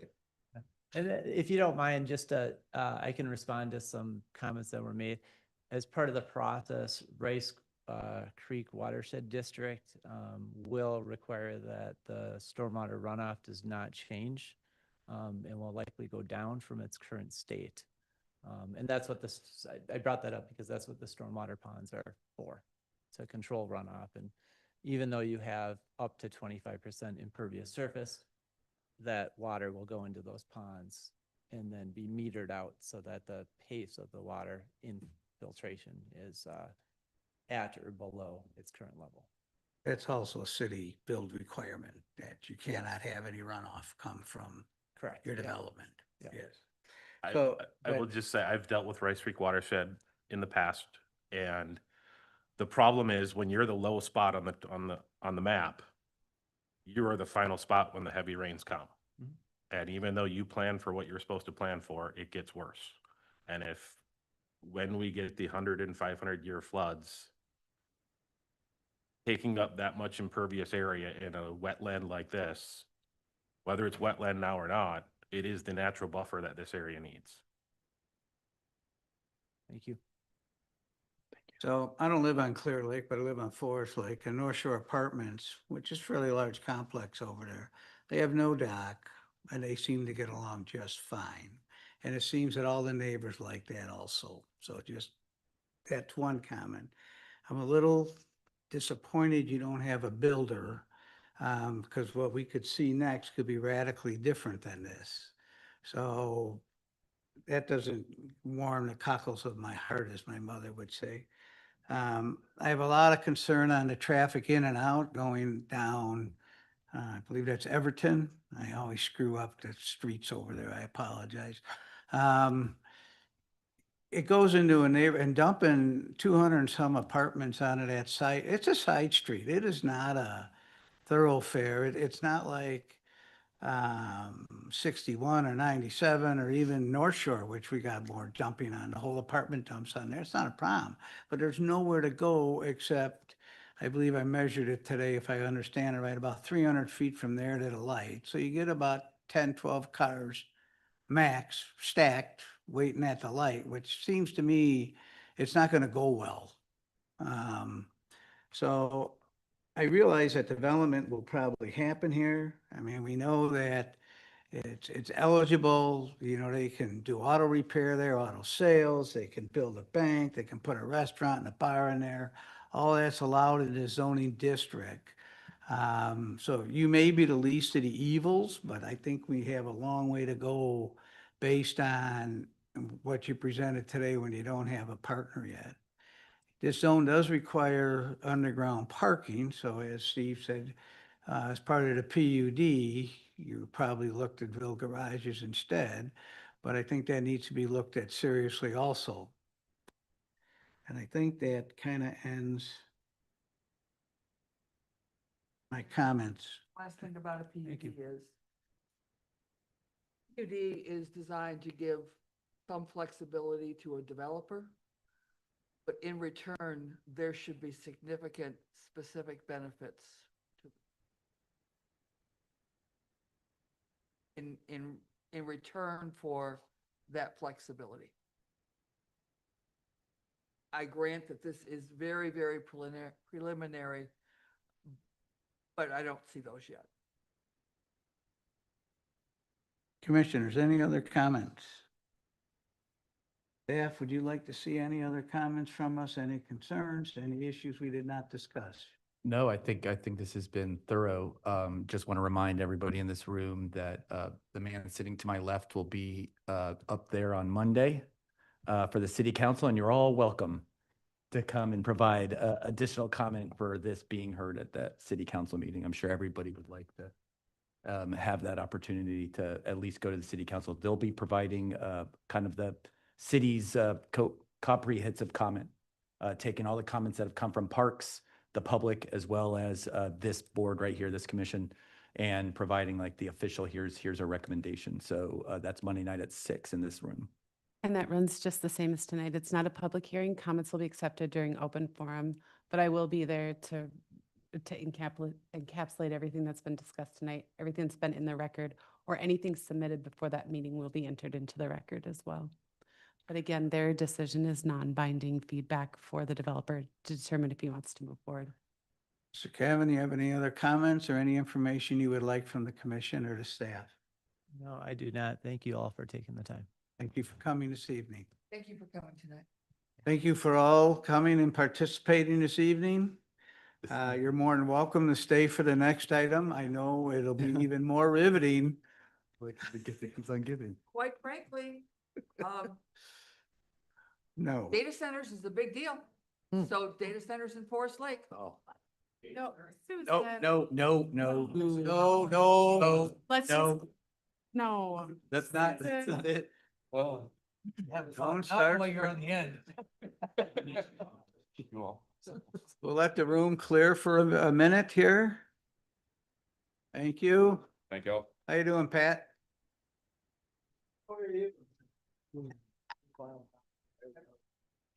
He was on the commission probably 15 years ago, maybe 10. Pat, Probably Yeah, before yeah. I lived here. An intersection would become the deadliest intersection first thing. Now, it's 202nd and 61. You think so? It has that, but it offset it. 202nd and 61. we ask you please clear the room so we continue our meeting. I don't. Trying to make the big bucks tonight. Thank you all. Well, I lost, we'll move to item 8, or zoning code land use review data centers. Abby, I saw your name at the top. Are you the one presenting or Steve? I'd be happy to. So. It's all yours. Excellent, thank you. So I just want to, I think Steve puts right at the beginning, like, what's the top, what's the highlight here? The highlight is staff wants to have a preemptive conversation with both the planning commission and hopefully then the city council about enacting a up to 1-year moratorium on data centers in Forest Lake. So as many of you may have known, unless you've been sleeping under rocks lately, is that there's been a lot of interest in all states, but in the metro area about data centers. And a lot of cities are finding themselves either maybe backed against a wall or not well protected in terms of whether or not data centers are addressed in their zoning code. So City of Forest Lake actually owns 123 acres that our city was actively marketing for a data center up until more recently when the EDA and the council decided to kind of maybe move away from that a little bit, recognizing that there might be higher and better land uses for this. Abby, can you describe where the 123 acres? At the southeast intersection of Fenway Avenue and Headwaters Parkway. So kitty corner from Leela, there's a big open vacant land that city owns. That's the piece of property that Headwaters 123 is what it had been dubbed. It was more recently the EDA and city council has directed me to kind of work towards marketing it in a different way to maximize the land developability there. More jobs, more tax base than a data center would provide. So fast forward to now when cities are kind of finding themselves a little backed against the wall. Staff took a look at our code and we outright permit data center, questionably outright permit data centers in our business park districts. I believe that our zoning code was set up this way, maybe with a little ambiguity to not know for sure if it's exactly a data center or a data center of what size, or if a data center is a part of a different type of use. Regardless, I believe that it was set up that way specifically because of Headwaters 123 and the city's desire to potentially, attract a data center at some point. So staff wanted to bring this to you because what we believe we should be doing is asking the city council to enact a moratorium that would give us up to 1 year to, 1, define data centers, to have a conversation, planning commission, city council, and the community of whether or not we'd like data centers and where we would like data centers and how big of data centers versus, you know, a standalone data center versus a portion of a property as part of a data center, you know, all those conversations. And then performance standards about them. So tonight you heard on the Clear Lake Apartments, garages need to be underground. That's a performance standard specific to the end parking for MU2. Right now, we don't have any performance standards for these types of uses. And that I do believe is where we could be most liable if we ended, or not liable. Liable is not a good word. Exposed? Exposed, because our maybe screening standards might not quite address this type of use or the ancillary requirements of this type of use. So tonight I'm asking you to discuss this and to make hopefully you consider making a recommendation to the city council that the city council enact a moratorium on data centers to give us some time to define them, establish whether or not we'd like to see them, where we'd like to see them, and then performance standards for them within the city. Any questions? Don? Yeah, how would we be exposed without putting on this official moratorium? What's our exposure? I mean, someone coming in and saying we want to put it in a data center? And provide water and electricity to us. Well, there would be a whole bunch of negotiation. I mean, these are companies with a lot of financial backing. Yep. And if we have concerns such as water and electricity and all those things, you can bring them to them, and they Generally- could possibly bring a lot of positive things to the city. 100%. I do believe. I do want to say That's- from. I'm just curious what. Yep. From staff's perspective, I'm not saying that data centers are the evil enemy that you might see a lot of people thinking they are. They do provide for construction jobs. They might not provide for long-term jobs, but they do provide for construction positions for a few years within community. They are strong tax base earners within a community. And they are designing systems that can be more self-reliant than older systems that don't take as much pressure on the natural resources. I don't necessarily think that they are a bad thing, and I want to reiterate that staff doesn't think that that's the reason we should do this. The concern that I have is we should probably take a pause to look at our code to see if we are well protected. Just as a reminder, outright permitted uses, you don't really get a whole lot of say in them, right? When we conditionally approve something or when we end up doing a planned unit development, then we have that a lot more, we'll trade this for that, you know, type of thing sometimes. When you have an outright permitted use, you have to go by the standards that are in place, either for that type of use or that type of design. And I would say that in looking at our design standards for the business park district, especially with some of the accessory type of features that they might have, cooling towers, solar panels, exterior power generation, that I just don't believe that our code as it sits right now would adequately screen from adjacent properties, and may not, or we may not have a good design in the end, should we choose to allow for a data center, or should a data center application come forward. Does that make sense? Now, if it was on our property, yes, Don, I think that's a really great, if it's on the city's Headwaters 123, then yes, I think we can say, before we would sell you this, we want XYZ. What I am concerned is there is more business park land zoned within the city that is not owned by the city. Because my concern would be if we throw a moratorium on it, then do we possibly miss out on an opportunity? Well, because they can't do it here, they go on to Wyoming or wherever to do it. Yep. That is a good question. We are in the technology corridor, so there's several cities and counties along I-35. Connexus and Xcel Energy have been partners in trying to market these for high energy users. It could happen that it could go to a Wyoming, to a North Branch. I think taking a pause, and I keep saying for up to 1 year, statutorily, we can only do up to 1 year. It would be my hope that we kind of work through that process, with maybe even by the end of this year. So.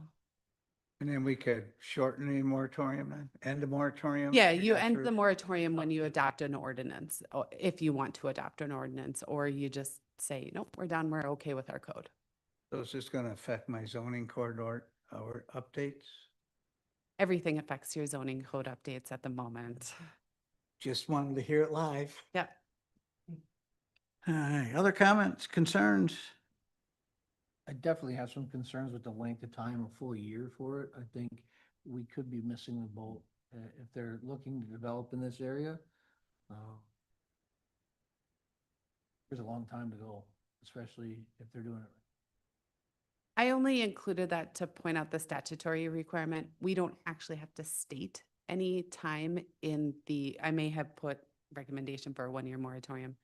You could say 6 months, you could say 6 weeks. That's not the thing necessarily. It's the pause that gives us that ability for up to a year. I certainly would take the planning commission's discussion and recommendation on where we kind of feed this into our priority level, but we are also in peak development, and new inquiries are coming in every day. So as much as we want to work this in, I do think that this probably would be a closer to fall where we'd have a lot more time to work on it.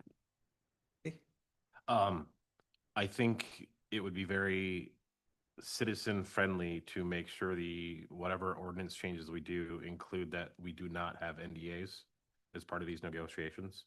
That is a very common practice for data centers. When they approach a city, they sign NDAs, and then the city cannot disclose to their citizens what they're allowing in the city. So I think if you want to see the room 10 times fuller than this, you include NDAs. Or you don't require, you allow NDAs. I am not. Prohibit NDAs. Yes, we want to prohibit. If the city allows them to require NDAs for negotiations, you're going to have a very upset citizenry.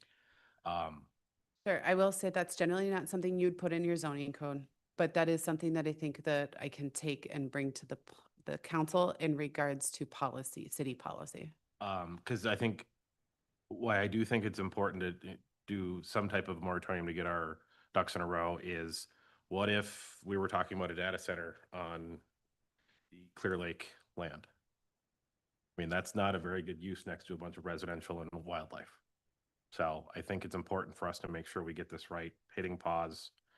And I think you are not prepared for the amount of people who do not want data centers near them. So I don't think embracing them with open arms is quite the right approach. Susan? As I remember our 2030 comp plan, we need to think about another well. We need to be thinking about the water that we're supplying to our residents. And I was really sobered when I was up at the neighborhood meeting and realized how much along County Road 50, north of 50 and toward the Harrow area, the sheer number of dwelling units that are going in there that we have, platted and together. And I just want to make sure that as you are considering what the requirements or what we would ask of a data center would be, that we make sure that the water and energy requirements balanced against the water and energy requirements of our residents are a big piece of the evaluation. I will say that at the moment, without a moratorium, I don't know that staff is going to just take this on. We recognize that we need to, but we also have to be able to work on it Right, piecemeal. right, And but- so I will write that down if we do end up, if And that is something the city and- chooses to do. and I'm sorry to interrupt, but I would consider those as reasons for a moratorium, because we need to really understand what our development, I consider a development boom right now. Yeah. Where we are with water and sewer and electrical needs. Yeah. And- That's a really good point because we are, in some areas of the city, I would say that until there's additional electrical capacity, electrical generation created, that there is that there are areas where there is lower amount of electrical availability and water, especially as we move into the southwest corner of the city. And the Northeast doesn't have water. Yeah, well, it never did, so was never Leave us planned alone, for leave it. us alone. I'll make a note of that and we'll take a look at that. Yeah, it's been noted. Just one of the other issues as these have been going across the country is if your city is not prepared, you have to allow them in, and then if they're underpowered, the residents get their bills increased to make up that difference. So there's a lot of moving parts to make sure that we're ready so that our residents aren't negatively impacted financially to help this business make money. And I really appreciate that staff wants to be proactive on this. Thank you very much. Other comments? Take a straw poll of how many are in favor. For the moratorium. Yeah, for a moratorium.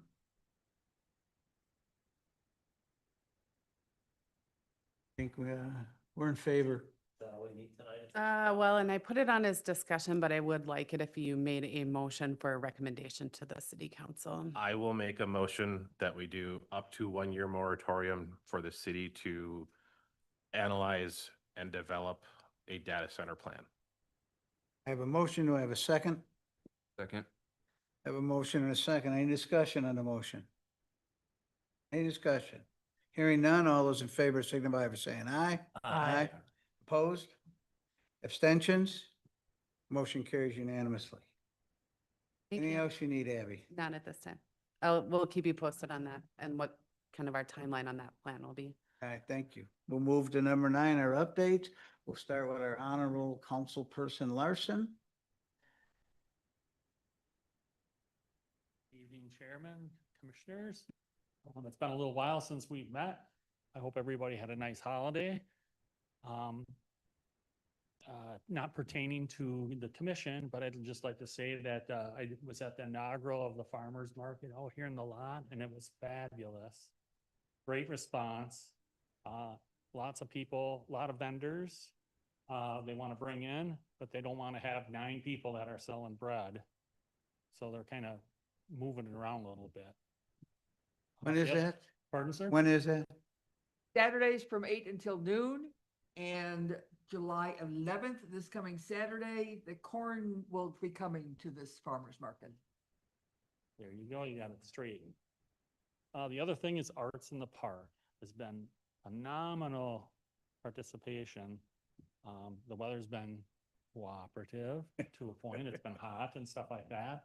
But we've had a lot of people out there. I was fortunate enough to be out there the first Tuesday at our booth and stuff, and everybody was having a great time. And yeah, I think it was well enjoyed by everybody. So if you do get a chance or have not, please maybe take a Tuesday night, come out with your lawn chair, listen to some music or whatever, and take in some of our fine vendors and community members there. As far as other city business goes, I don't really have anything right now. Due to the long holiday and things like that, we haven't really had a council meeting. So as you all know, we're meeting Monday and we have a lot on our plate for that. So if you have any questions of me or anything I can help you with, I'll do my very best. How is budget development going? It's a work in progress. How's that? You're getting good at this. I'm doing my best. There's been a lot of things and that have kind of been produced and stuff like that. We're cautious with what we're doing because there is a lot of things. So I think as far as staff goes, the council goes, working with the city engineer and stuff to try to make a smooth progression with things. We want progression. We don't want the recession part of it. But we want to make sure, as say, we want to do it right. So, but lots of things going on. With the expected increase in dwelling units and increased demand on city services. Yes, there will be. And as you know, you've seen, we've had some retirements. in our police department. But again, not too long ago, we had an addition to our fire department. So now we have an assistant chief. So I think Mr. Newman is gearing that gentleman up for all his procedures and things like that to maybe eventually retire at some point. But he's a very busy man as well. So, so as far as city staff goes, I think we've been doing well. We haven't hired anybody, I don't think, or whatever. Maybe Abby can help me out with that side of the fence there a little bit. We're still behind a little bit on a few staff members?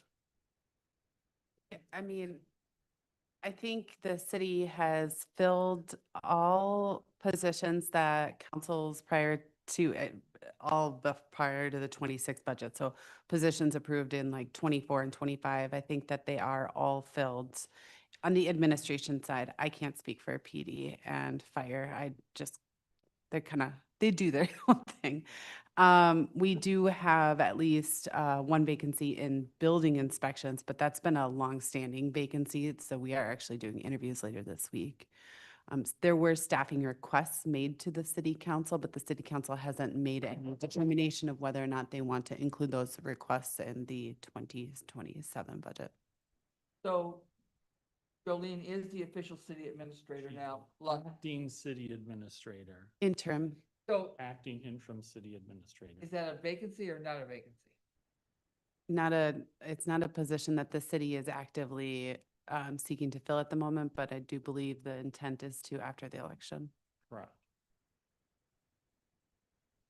Any other questions for Larson? Thank you for participating this evening. Good job for July 4th. Public Works, police, fire, all stepped up big time, and it's appreciated. Yeah. Thank you again all for your participation. We all appreciate you. So thank you again. You. Steve, anything for us? Oh, man, do I ever. I hope you enjoyed tonight. We're kind of, I think the next planning commission, I was just going through our schedule. The next planning commission should be, maybe a little breather for you. Maybe not. We have another concept plan. We had the neighborhood meeting tonight. It's for Birchwood Estates, KJ Walk. Next week, they go to Parks. In 2 weeks, they'll be here with another concept plan for a development that's just south of Amberley Woods that just got approved. As Commissioner Young was pointing out, this is one of the giant development areas that the city is seeing, and a boom is very much an understatement for the historical growth that this city is under in the amount of developments looking to expand here. So our work is cut out for us, and I had Abby here tonight to make sure that she heard the Chair Gerard bring up the code updates. A big part of the reason why those have been delayed is because of the gangbusters of development that we have coming in. Good times across the board. Just so you know, Steve, that's your problem, not Abby's, that you haven't updated. I said, could you come here and cover me? Could you cover me with Chair Gerard? We will be getting into that. I think it will be pushed to probably when we get out of this really fast-paced development season. And speaking of that development season, again, Birchwood Estates will be here the 22nd at the next meeting. But also I wanted to give you a heads up that Hidden Creek South, if you remember, we had a public hearing and it was immediately tabled in February. Then there was discussions that the developer was having with the council regarding some improvements to Headwaters Parkway. Those conversations have been ironed out, decisions have been made. Now the developer is wanting to continue. So we're working with him to get an updated kind of plan set that reflects the decisions that have been made by the council. So we're looking at probably August 13th or the August 8th. I'm trying to look at my schedule. August 12th meeting that would potentially be that coming back, as well as a number of public hearings for some variances that are on the docket. So you may get a little bit of a reprieve on at the next planning commission, but come August 12th, it's going to be a real. It's going to be a big meeting. As it's planned now. I also wanted to say it was brought up Arts in the Park. And how great it is. It's not great yet because we'll be out there, and I mentioned this last time, we'll be out there the 21st of this month, August 4th and August 18th. And the Community Development Department will be out there to kind of discuss some of the downtown plan, what's being proposed potentially for improvements to the park down there, especially with the specific question of the visitors and residents of the area of the boat launch that's there. There's some discussions of potentially expanding the green space, including an amphitheater there. So we are bringing that option as an interactive kind of exhibit for the visitors of Arts in the Park. So if you see us out there, make sure you stop by and you put a sticker on the poster that you like the most. One that either has the boat launch or one that has a new amphitheater with a kayak launch, non-motorized launch is what's kind of being suggested with some of our planning. So we'll be out there again the 21st, the 4th, and the 18th. So come by, say hi, and get a lollipop. Questions for Steve? Didn't he do a fabulous job tonight on presentation? Very nice. Yeah, yeah. Fabulous And job. I think it's more impressive that I say this again. I'm not used to such decorum with something that's so with a lot of passions, and I'm constantly impressed by the city and their ability to be able to communicate without yelling. Not quite the situation in the state that I just moved from. So I really appreciate that about here for sure. So do I. Yeah, absolutely. Abby? So I know we all talk about this boom that we're going through. Just for reference, I think it's 10 different land development plats that are being processed through the city in some fashion or another right now. And that doesn't even include, we have about 8 just site plan reviews. So commercial redevelopment, reuse of existing sites. And that's just going through those planning stages, not what has actually been already approved by you, but are meeting the conditions of approval, and we're working through legal agreements. So we're right now, I would say, at the best I can kind of tell in terms of planning of at least where the city was kind of just post-recession. We maybe haven't seen construction that we're going to gear up for now since at least 2012 or even pre-recession. So just for reference, there's a lot going on. Part of the reason Stephen hasn't gotten to the zoning code and I haven't gotten after him, so I just do want to defend him in that. He did mention that long-range planning kind of project, the downtown plan called for a lakeside park shoreline study that would look to stabilize the shoreline. As part of that conversation was whether or not the boat launch should be moved. Several years ago, the council said, yeah, that boat launch should be moved. New Parks Commission said, you know what, we really would like to vet this out with the public. So that is the big intent, is to really kind of see, should this launch be moved? Should we put an amphitheater, or amphitheater, is that what we're calling it? Not an amphitheater. It's amphitheater. Like But it's band- not, isn't a Bandstand. bandshell. Bandshell, there you go. Who knows what it's going to look like quite yet, but a larger performance stage. But the biggest reason that the city is trying to do this is because our shoreline needs to be stabilized, and we need to finalize the plan for what that shoreline is going to look like. And so do encourage you to go out there or tell your friends there are some online surveys out right now.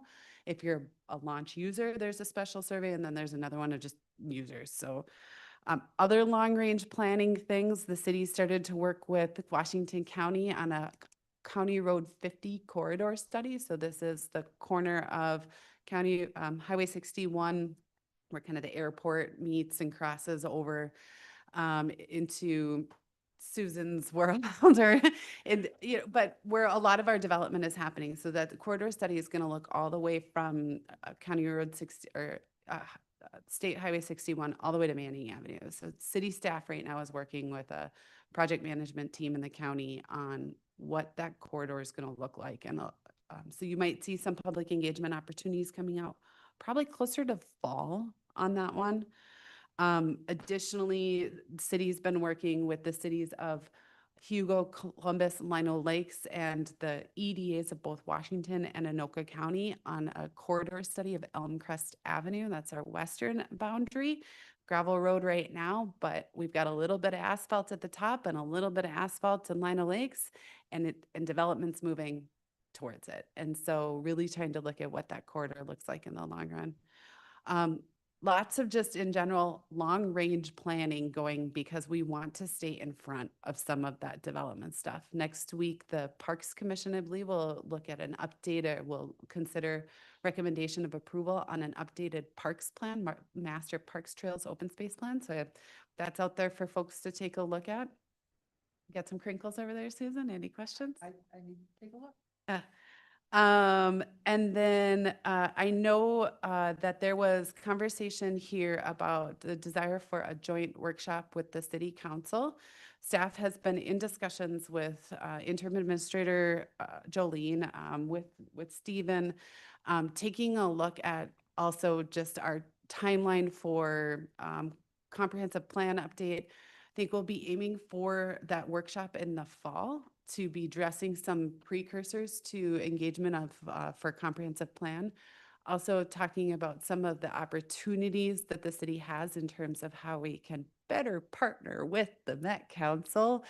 So if there's other things you think about along the way that you want to have conversations about, feel free to reach out to Stephen and I. We're happy to see what we can try to maximize that to make sure that we're working in coordination, Planning Commission, City Council. I know that was a lot, probably not a lot you got, but you don't see me as much anymore. Questions So I for want to Abby? fill you with a lot of things that are happening and why you don't see me as much anymore. We do thank you for gracing us with your presence this evening. I appreciate it. Other questions for It's or hard, comments not, to Abby? it's hard to keep my mouth shut. I'm not, I try really hard to just let you guys keep doing what you're doing. So you're all doing great and I appreciate you. One quick question. You said we haven't seen building numbers like this since 2012. How many roofs are we talking about? How many individual? Well, right now, the actual permitting is still pretty low. The number of homes that are getting, potentially platted, I would say in the next 3 to 5 years, we're going to see probably numbers close to 150 homes per year. So it might be another 500 homes in the next 3 years is really feasible. Less than what we've already platted, already approved.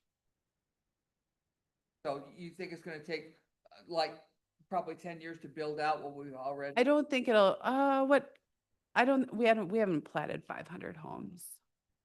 You're talking about actually completing the house. Yeah, I'm talking about completing the homes, probably 150 per year over the next 3 years, so maybe that 500. The plats, so we may have planned unit development for more than 500 when you look at Hidden Creek and you look at Chestnut Creek. But what I'm talking about is the actual then phasing of the final plat. So a good example is Hidden Creek 4th has come in, it's only 18 homes. Chestnut Creek, Havenwood, even though it's 120, 116, thank you. Their first phase is only coming in with, 61. so, that's where, and then those 61, between the 18 at Hidden Creek and 61 at Havenwood, of those going to be built in 27 and probably might not be all. I don't know that for sure, but I'm trying to stay still mildly conservatively because I think anything more than about 150, the city's systems are going to be taxed, and not just our emergency response, but I talk about our building permitting abilities, our inspections, engineering, all of those things. We don't talk about schools in this commission. We haven't ever, but I assume that's a concern when you're putting in that many new roofs. We got plenty of room in the school. Oh, do we? There is- I don't honestly know that, so Yeah. good to hear. There's one building, we tore down another one. Okay, well, that's news to me. I mean, we haven't had any conversations with the district lately, but I do think that there is room within the system as it sits right now. As a reminder, though, our household size is going down and the average age isn't getting younger. And so that it does reflect that even though we are adding rooftops, we might not always be adding school-age children. All great questions, though. Anything else for Abby? Jesse? Yeah, the wall there, what's going on? I just noticed it when I walked in Okay, as long as tonight. it's on somebody's to-do list here. We'll make sure that we'll take a look at it. Maybe snazz it up for the council meeting. Yeah. We're down here. I get a That's- push, I get a agree. push pin up there or something. I think there may have been discussion about actually resurfacing them. You can see some areas where the panels look like they're either have a little relief or a little, Well, but I it's can get, supposed to be even, is my understanding. I can get you an update on that at your next meeting. Drives me nuts, but I don't think they're meant to be even. And I'm Well, no, but like the one, the in between the two with the vents up there, there's a wave where you can definitely see it's been peeling apart some, so. I know that we can treat the walls. Yeah. Andy, anything? Nothing, thank you. Tim? I'm good. Corey? Nothing. Susan? The farmer's market has been so much fun, and we've got some really great vendors. There's a mix of veggie folks and honey and syrup, and we're trying to bring in some meat then. Baked goods, both gluten-free and real. There's a lady there that's got some kombucha. That's It's 8 pretty till cool, noon. and it's right here, and the beauty of it is you're close. You're not trying to carry 12 pounds of veggies for 12 blocks. I And mean, it is growing each there. week. Staff is strategically trying to add vendors that are not to excessively compete with one another, but continues to add new vendors each week. So Saturday, 8 to noon. Saturday, 8 to noon. Are you guys getting commission on this or something? Yeah. The staffing of it, the Lions provided the funding, and the Rotary is providing the folks. The it's just, collaborative it's thing. brand new. I think we've only been doing it 2 weeks. So trying to get some marketing in 3 weeks, marketing out. I only have one comment. I was at the last planning. You commission were, there. I was gonna make that comment. It was a But misprint. that was on June 10th. And the agenda tonight said it was on the 24th of June. And we canceled that meeting, but it didn't occur to me that. So I was here. So I apologize for not knowing I was at the last meeting. Is there somebody you want me to beat for that? No, we're good. Okay. It's just things happen. With that, the chair is looking for a motion to adjourn. So moved. I got a motion. I got a second. Second. Got a motion, a second, non-debatable motion. All those in favor signify by saying aye. Aye. Opposed? Abstentions? Motion carries. Thank you all.